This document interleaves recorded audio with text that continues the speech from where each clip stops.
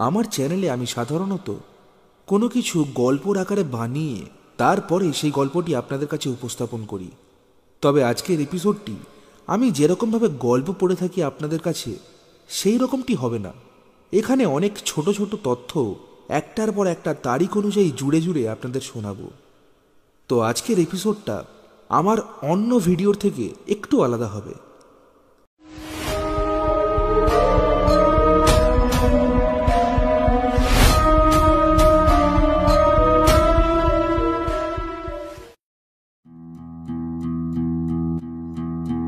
নমস্কার বন্ধুরা, acoustic speak YouTube চ্যানেলে আপনাদের স্বাগতম। আপনারা শুনছেন দি সিঙ্গেল ম্যান শো, যেখানে আমি আপনাদের এমন কিছু তথ্য জানাই যা আপনারা এর আগে কখনোই শোনেননি। তবে আজকের ঘটনাটি আপনাদের মধ্যে অনেকেরই হয়তো শোনা, কারণ আজকের ঘটনাটি কোনো অজানা ঘটনা নয়, বরং বর্তমান বাংলার সবচেয়ে জনপ্রিয় একটি ঘটনা। আজকের এপিসোডে আমি আপনাদের বলবো 2014 সালের যাদবপুর বিশ্ববিদ্যালয়ের ছাত্র আন্দোলনের গল্প, যার ত্রাস একসময় সমস্ত বাংলাকে কাঁপিয়ে দিয়েছিল। যেই ঘটনার ফলে বহুদিন পর বাংলা জানতে পেরেছিল যে ছাত্র আন্দোলন আসলে কি। আমি কথা বলছি একসময়ের সমস্ত ছাত্রছাত্রী বাদেও বহু মানুষের মুখে প্রচলিত একটি স্লোগান, হোক কলরব আন্দোলনের কথা। এই স্লোগানটি 2014 থেকে 15 সালে বাংলার মানুষের মুখে খুবই জনপ্রিয় হয়ে উঠেছিল। তবে এই ছাত্র আন্দোলনের কথা মানুষ আজ ভুলতে চলেছে। তাই আমার এই প্রচেষ্টা যাতে সবার আবার মনে পড়ে সেই ঘটনার কথা। আজকের দি সিঙ্গেল ম্যান শো এর এপিসোডটি আমার শোয়ের দ্বিতীয় এপিসোড।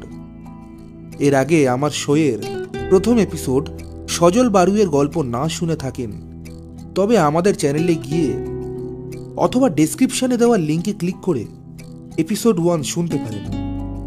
তাহলে আর কথা না বাড়িয়ে শুরু করা যাক আজকের এপিসোড 2, হোক কলরব।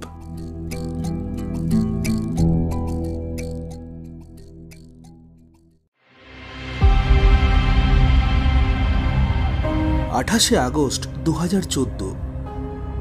এই সব ঘটনা শুরু হয় যাদবপুর বিশ্ববিদ্যালয়ের এক ছাত্রী ওই বিশ্ববিদ্যালয়েরই কিছু ছাত্রের বিরুদ্ধে তার উপর শ্লীলতাহানির অভিযোগ আনলে। তবে বিশ্ববিদ্যালয়ের কর্তৃপক্ষ সেই অভিযোগের যথাযথ মর্যাদা দেননি। ছাত্রীর বাবা অভিযোগ করেন উপাচার্যকে, তবে প্রথমে তো সেই অভিযোগ নিতেই চাননি তিনি। তখন আন্দোলন সেভাবে শুরু হয়নি। কর্তৃপক্ষের কাছে এই ঘটনার নিরপেক্ষ বিচারের দাবি নিয়ে প্রতিবাদী এগিয়ে আসে কলা বিভাগের গুটি কয়েক ছাত্রছাত্রী আর ইউনিয়নের হাতে গোনা সদস্যরা। তারা সবাই এরপর যাদবপুর থানায় এই অভিযোগ জমা দেয়। সেই মিছিলে ছিল 30 ছাত্রছাত্রী। এরপর জানা যায় 2রা সেপ্টেম্বর শিক্ষামন্ত্রীর নির্দেশে তদন্ত শুরু করবে বিশ্ববিদ্যালয়। সবার প্রথমেই প্রশ্ন ওঠে, ঘটনা জানা সত্ত্বেও কেন তদন্ত শুরু করেননি উপাচার্য অভিজিৎ চক্রবর্তী? অনেকে মনে করেন অভিজিৎ চক্রবর্তী অস্থায়ী উপাচার্য ছিলেন সেই সময়, এবং কিছুদিন পরেই ছিল স্থায়ী উপাচার্য পদের ইন্টারভিউ, আর সেখানে প্রার্থী ছিলেন অভিজিৎ চক্রবর্তী নিজে। এই কারণেই হয়তো তিনি অভিযোগ নেননি। যাই হোক, এরপর শেষমেশ তদন্ত শুরু হলো। সব ঠিকঠাকই এগোচ্ছিল, কিন্তু সেই ছাত্রী অভিযোগ করল তদন্ত কমিটির নিরপেক্ষতাকে নিয়ে। কমিটি নাকি ঠিকঠাকভাবে কাজ করছে না। এই কথা শোনার পর আবার জ্বলে উঠল আন্দোলনের আগুন। এবার আন্দোলনে যোগ দিল কলা বিভাগের ছাত্রছাত্রীদের পাশাপাশি অন্যান্য বিভাগের ছাত্রছাত্রীরাও। আন্দোলনটি শুরু হলো অরবিন্দ ভবনের সামনে, অর্থাৎ যেখানে উপাচার্যের কার্যালয়ে। শুরু হলো ধর্না। দাবি বদলাতে হবে কমিটি। 16 ডিসেম্বর 2014 সেদিন ছিল পরিচালন সমিতির বৈঠক। বৈঠক শুরুর সঙ্গে সঙ্গে বাইরে বাড়তে থাকলো ভিড়। তবে সেই ভিড়ের নির্দিষ্ট কোনো রং ছিল না। দেখতে দেখতে সকাল গড়িয়ে সন্ধে হয়ে এলো। সন্ধে 6টার কিছু আগে পরিচালন কমিটি লিখিত নোটিশ পাঠালো। নোটিশে লেখা ছিল তদন্ত কমিটির পুনর্গঠন হবে না।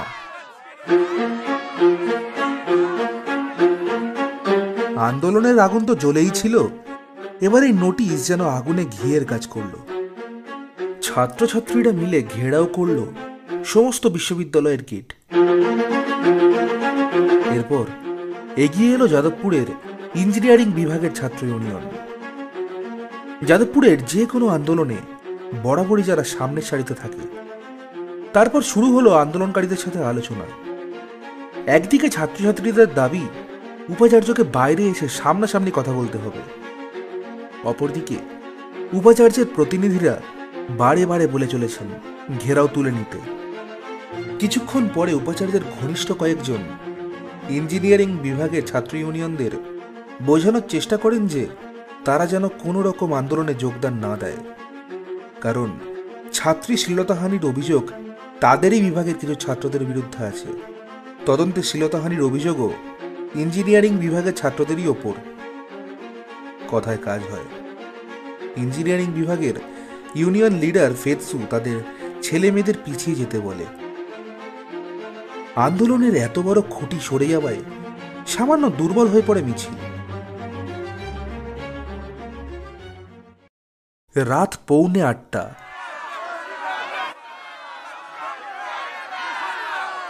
ফেতসুর ছেলেরা আন্দোলন থেকে সরে গেলেও আন্দোলন কিন্তু যথারীতি চলছিলই।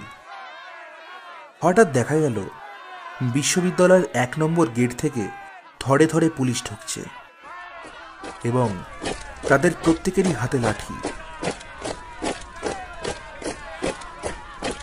তখনই কিছুটা আন্দাজ করা গিয়েছিল, গত 2 দশকে বিশ্ববিদ্যালয় যা দেখেনি আজ তাই দেখতে চলেছে। আতঙ্ক ছড়ালো ছাত্রছাত্রীদের মধ্যে। দুপুর 1টার সময় যে আন্দোলন জনাশয়েক ছাত্রছাত্রীদের মধ্যে সীমাবদ্ধ ছিল, তা রাত 9টায় যেন বাঁধ ভাঙা সমুদ্রের রূপ নিল।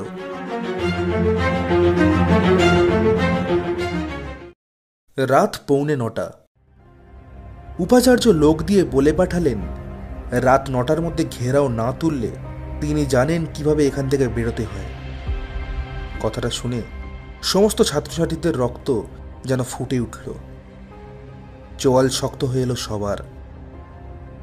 বিশ্ববিদ্যালয়ের বাইরের ছাত্রছাত্রীরাও এবার এই আন্দোলনের ঢেউয়ে ডুব দিল। এতক্ষণ সবই যা ছিল তেমনই চলছিল। হঠাৎ এসএফআই ঘোষণা করল তারা এই ঘেরাওয়ে নেই। দেখতে দেখতে সময় কটাতে লাগলো। রাত 9টা থেকে 10টা, 11টা, 12টাও পেরিয়ে গেল। আন্দোলন তবু চলল। রাত 2:30। আন্দোলনে এবার যা হলো তা আন্দোলনকারীরাও এতক্ষণ দেখেনি।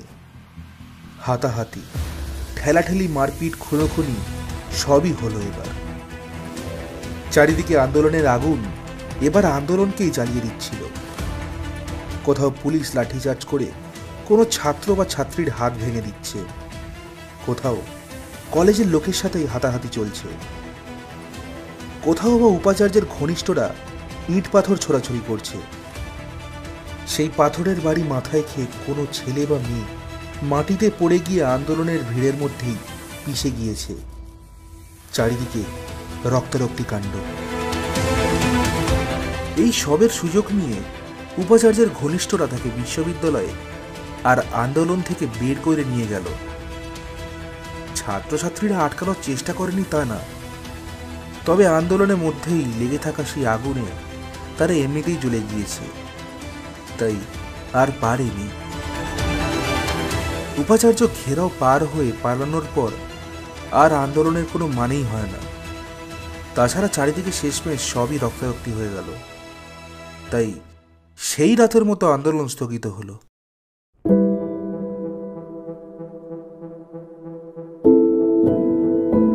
17 সেপ্টেম্বর 2014। প্রতিবাদ শুরু। এবার প্রতিবাদ। এর পরের 4টে মাস যে সবাই এই একটাই ইস্যুতে একজোট হবে তা ভালোভাবে বুঝিয়ে দিচ্ছিল 17 সেপ্টেম্বরের এই সকালের রণ আন্দোলন। হ্যাঁ, আবার আন্দোলন। গত রাতে যা যা হয়েছে তার প্রতিবাদে আন্দোলন, আবার আন্দোলন। সকালে মিডিয়াতে ছাত্রছাত্রীরা সবকিছু খুলে বলে যে 16 সেপ্টেম্বর রাতে কি কি হয়েছিল। তা সাজিয়ে বললে দাঁড়ায়, পুলিশ এসে জোর করে মেয়েদেরকে টেনে নিয়ে ধরে বাইরে ফেলে দিয়ে পুলিশ ঢুকেছে।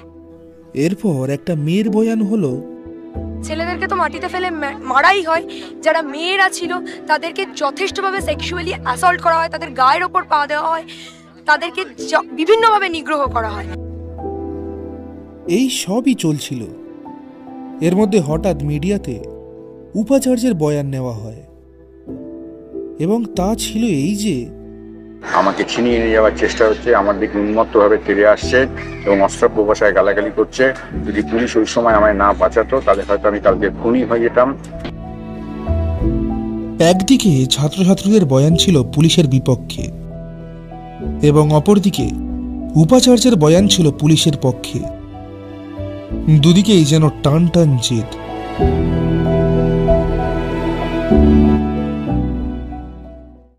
বিকেলে বেরোলো প্রথম প্রতিবাদ মিছিল।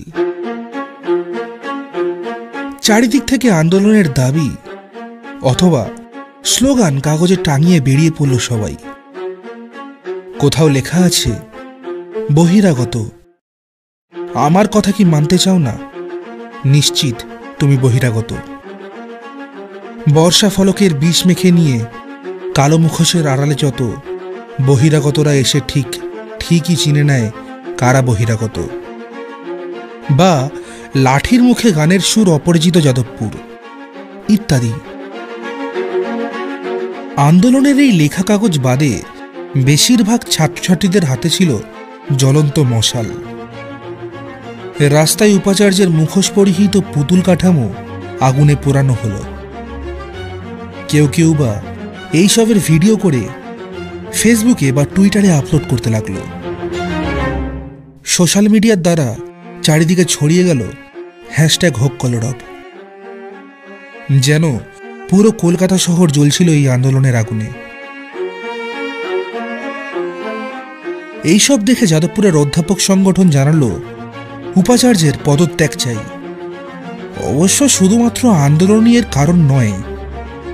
কিছুদিন আগে থেকেই অভিজিৎ চক্রবর্তীর নানা সিদ্ধান্তে বেশিরভাগ অধ্যাপকেরই মনে একটা ক্ষোভের বারুদ জন্মেছিল এবং গত রাত্রের এই ঘটনার পর সেই বারুদে যেন আগুন লেগে আজ সকালেই বিস্ফোরণ দেখা দিল।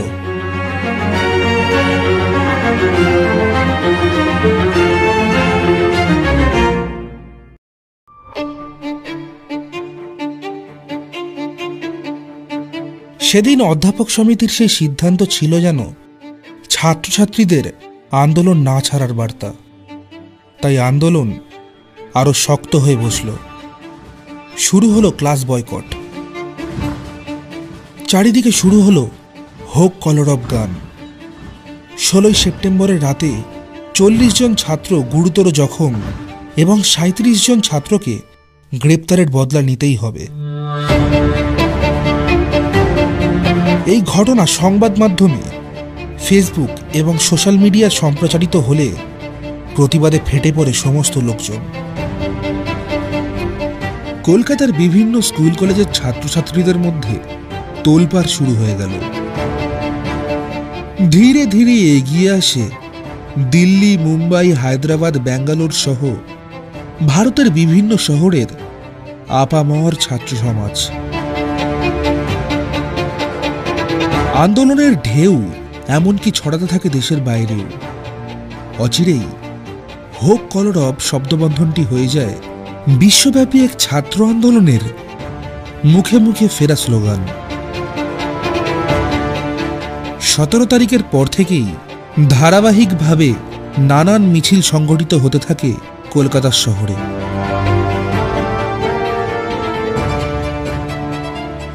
সমাজ যখন একদিকে, তখন হঠাৎই সরকার দাঁড়ালো উপাচার্যের পাশে। খোদ শিক্ষামন্ত্রী জানালেন বিবৃতি।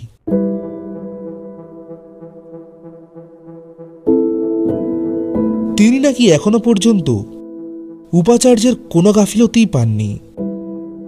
তার মতে এতক্ষণ পর্যন্ত উপাচার্যের পদে বসে একজন সাধারণ মানুষের নিজেকে বাঁচানোর জন্য যা যা করা দরকার উনি নাকি সেইগুলোই করেছেন। সাংবাদিকদের এক সম্মেলন ডাকলেন পুলিশ কমিশনার নিজে। তিনি আবার জানালেন এত তাড়াতাড়ি এর কোনো বিচার করা উচিত হবে না। এই সমস্ত বিষয়টাকে যথেষ্ট ধৈর্য ও সংবেদনশীলভাবে দেখতে হবে। এতক্ষণ আন্দোলন ঠিক দিকেই ছিল। উপাচার্য বানাম ছাত্রছাত্রী। কিন্তু সরকার ও পুলিশ কমিশনারের এই বয়ানের পর এই আন্দোলনের মোড় ঘুরে গেল। আন্দোলন হয়ে উঠল সরকার বানাম ছাত্রছাত্রী। পতাকাবিহীন এই ছাত্র আন্দোলন এইবার হয়ে উঠল সরকার বিরোধী একটা আন্দোলন, যেখানে আন্দোলনের সামনে থাকলো ছাত্রছাত্রীরা এবং পিছন থেকে তাদেরকে সমর্থন করতে লাগলো সরকার বিরোধী সমস্ত শক্তিরা।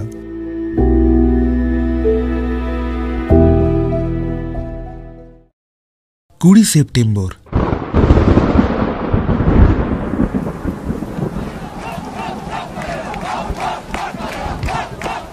সতেরো তারিখের পর এই আন্দোলন বিপুল আকার নেয় 20 সেপ্টেম্বরের মহামিছিলে। সেদিন হচ্ছিল প্রচণ্ড বৃষ্টি। ওই দিন দুপুর 2টোয় নন্দন থেকে যে মিছিলটি বেরোয় তাতে হাঁটতে দেখা যায় অসংখ্য মানুষকে। কলকাতা শহরের বিভিন্ন স্কুল কলেজের ছাত্রছাত্রীরা তো বটেই, মিছিলে ওদের সমর্থনে পা মেলান নানা বয়সের ও নানা পেশার মানুষও। সেই রঙহীন মিছিল বহুদিন পর চিনিয়ে দিল কাকে বলে ছাত্র আন্দোলন। মিছিলের শেষে ছাত্রছাত্রীদের মধ্যে থেকে কয়েকজনের প্রতিনিধি দল দেখা করেন পশ্চিমবঙ্গের তখনকার রাজ্যপাল কেশরীনাথ ত্রিপাঠীর সাথে। প্রায় 1 ঘন্টা সেদিন কথা বলেন ছাত্ররা রাজ্যপালের সাথে। কথা বলতে ছাত্রদের পাশাপাশি বিশ্ববিদ্যালয়েরও কিছু অধ্যাপকরা গিয়েছিলেন, অবশ্যই উপাচার্যের বিরুদ্ধে। হোক কলরব মিছিল যে সরকারের আঁতে ঘা দিয়েছিল তাও বোঝা গেল। 2 দিন পরে তৃণমূল বের করল পাল্টা মিছিল। কিন্তু এ মিছিলে শুধু লোক হাসানো ছাড়া কিছুই হলো না। এই 2 মিছিলের যুদ্ধ ছিল যেন প্রথম বলেই আউটের মতন। অবশ্যই জিতল পতাকাবিহীন একদল তরুণ, জিতল হোক কলরব। কিন্তু আবার হলো সমস্যা। এর মাঝেই এলো কোর্টের পরবর্তীকালের অর্ডার। বিশ্ববিদ্যালয়ের বাইরে বসল পুলিশ। বিশ্ববিদ্যালয়ের গেটের এন্ট্রি পথে সুরক্ষা করা হলো। নতুন নিয়ম শুরু হলো। এন্ট্রি পথে আইডি কার্ড দেখিয়ে ঢুকতে হবে। এমনকি আন্দোলনের বিপক্ষ দেখানোর জায়গাও নির্দিষ্ট করা হলো। অনেকেই মনে করেন কোর্টের অর্ডার দিয়ে পরিস্থিতি নিজের দিকে করাতে চেয়েছিলেন উপাচার্য। এরপর শুরু হলো পুজোর ছুটি। বিশ্ববিদ্যালয়ও বন্ধ হল। পুজোর ছুটির পর বিশ্ববিদ্যালয় আবার খুলল। অনেকেই ভেবেছিলেন এতদিনের ছুটির পর হয়তো সবাই সবকিছুই ভুলে যাবে, আন্দোলন বন্ধ হবে। উপাচার্য পদে এরপর স্থায়ী হলেন অভিজিৎ চক্রবর্তী। কিন্তু স্থায়ী হয়েও বিশ্ববিদ্যালয়ে এলেন না উপাচার্য। এদিকে বিড়ম্বনা বাড়ল সরকারের। পুজোর ছুটির পর শেষমেশ ক্লাসে ফিরল ছাত্রছাত্রীরা। তবে স্বাভাবিক হল না পরিস্থিতি। আন্দোলন আবার শুরু হলো। এরই মধ্যে অভিভাবক সমিতিও জোরালো করল তাদের প্রতিবাদ। রাস্তায় নেমে মানববন্ধন মৌন মিছিল শুরু করল। এই মিছিলেরও দাবি ছিল একটাই, পদত্যাগ চাই উপাচার্যের। ছাত্রছাত্রীদের আন্দোলনে এবার নতুন কর্মসূচি দেখা দিল, গণভোট। ৯৭% বেশি ছাত্রছাত্রীদের ভোট গেল উপাচার্যের বিরুদ্ধে। এবার তাদের লক্ষ্য সমাবর্তন। ২৪শে ডিসেম্বর ২০১৪ সমাবর্তন বয়কটের ডাক দিল তারা। একই পক্ষে অভিভাবক সমিতির মিছিল। পড়ুয়াদের কড়া বার্তা দিলেন এবার রাজ্যপাল। এরপর সৌরভ গাঙ্গুলি থেকে মুকেশ আম্বানি কেউই বিশ্ববিদ্যালয়ের থেকে উপাধি নিতে রাজি হলেন না। আরও চাপ বাড়ল কর্তৃপক্ষের ওপর, বিড়ম্বনা বাড়ল সরকারেরও।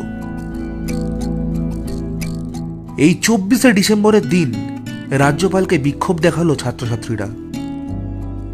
তখনকার যাদবপুরের টপার গীতশ্রী সরকার মঞ্চে উঠে আচার্যের সামনে প্রত্যাখ্যান করল স্বর্ণপদক। সময় যতই যাচ্ছিল ততই কঠিন হচ্ছিল পরিস্থিতি। কিছুতেই থামছিল না আন্দোলন। উপাচার্যের বিরুদ্ধে আন্দোলনের নামে কোণঠাসা হয়ে পড়ছিল সরকার নিজে। সরকারের দলের ভিতরেও উপাচার্যের বিরুদ্ধে উঠল আওয়াজ। কোণঠাসা হয়ে পড়ছিলেন তখনকার শিক্ষামন্ত্রী পার্থ চট্টোপাধ্যায়। এত কিছুর পরেও উপাচার্য অনড়। তিনি তবুও পদত্যাগ করবেন না, যেন তিনি জেদ ধরে বসে আছেন। এবার ছাত্ররাও বেছে নিল মোক্ষম পথ, আমরণ অনশন। ১১১ ঘন্টা আমরণ অনশন। তারপরেও কাজ না হলে এই অনশন আরো চলবে।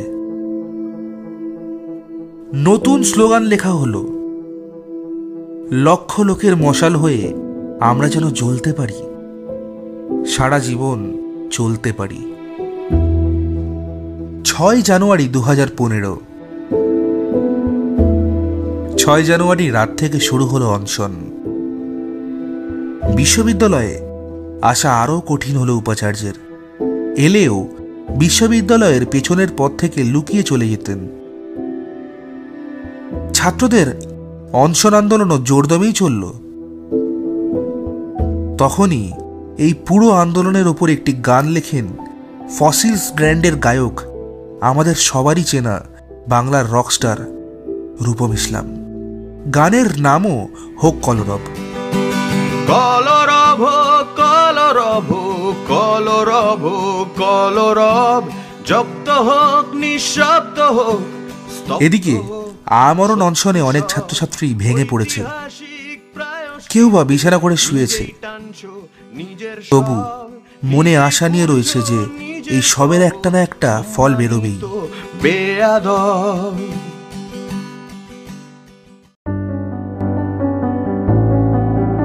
কিন্তু এই সবের মাঝে কোথায় যেন চাপা পড়ে যাচ্ছিল ছাত্রী নিগ্রহের অভিযোগ।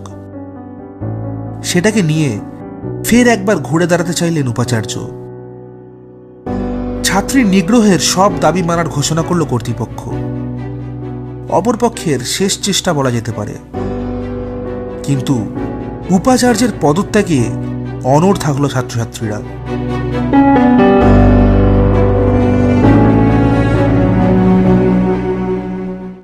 ৯ জানুয়ারি ২০১৫। শিক্ষামন্ত্রী সেদিন ডাকলেন সব পক্ষকে। অনশনরত ছাত্রছাত্রীরা এই প্রথম দেখা করলেন শিক্ষামন্ত্রীর সাথে। এরপর কেটে গেল আরো দুদিন। ১২ জানুয়ারি ২০১৫। ছাত্রছাত্রীরা এতদিনের আমরণ অনশনের ফলে অসুস্থ হয়ে পড়ল, কিন্তু তবুও তারা হাসপাতালে যেতে অস্বীকার করল। শত অভিযোগের ভিড়ে জীবনের শেষ নিঃশ্বাস পর্যন্ত দিতে পারবে বলে প্রতিজ্ঞা নিল সেই তরুণ দল। সন্ধে 6টা।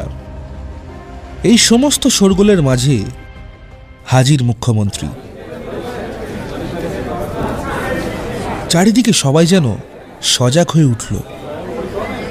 মুখ্যমন্ত্রী এসে জানালেন, ছাত্রছাত্রীদের সমস্ত দাবি মানা হবে, উপাচার্যের পদত্যাগ হবে, ছাত্রী শ্লীলতাহানির সমস্ত দাবি মানতেও রাজি। ছাত্রছাত্রীরা যেন নিজের কানকে বিশ্বাসই করতে পারছে না। অবশেষে এই দিনটা এলো।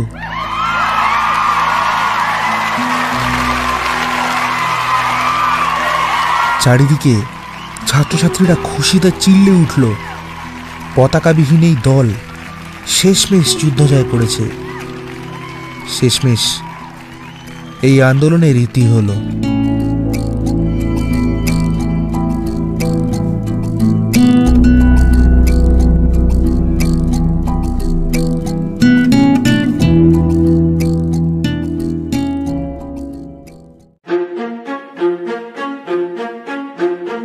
এতক্ষণ আপনারা শুনছিলেন দি সিঙ্গেল ম্যান শোয়ের দ্বিতীয় এপিসোড হোক কলরব। এপিসোডের ভয়েস, এডিটিং ও পোস্টার ডিজাইনিংয়ে আমি বিশাল। এইরকম আরও এপিসোড শুনতে ও অ্যাকোয়াস্টিক স্পিকের কোনো গল্প মিস না করতে সাবস্ক্রাইব করুন আমাদের ইউটিউব চ্যানেল অ্যাকোয়াস্টিক স্পিক। এপিসোডটি ভালো লাগলে লাইক, কমেন্ট ও শেয়ার করতে ভুলবেন না। দেখা হচ্ছে পরের ভিডিওতে।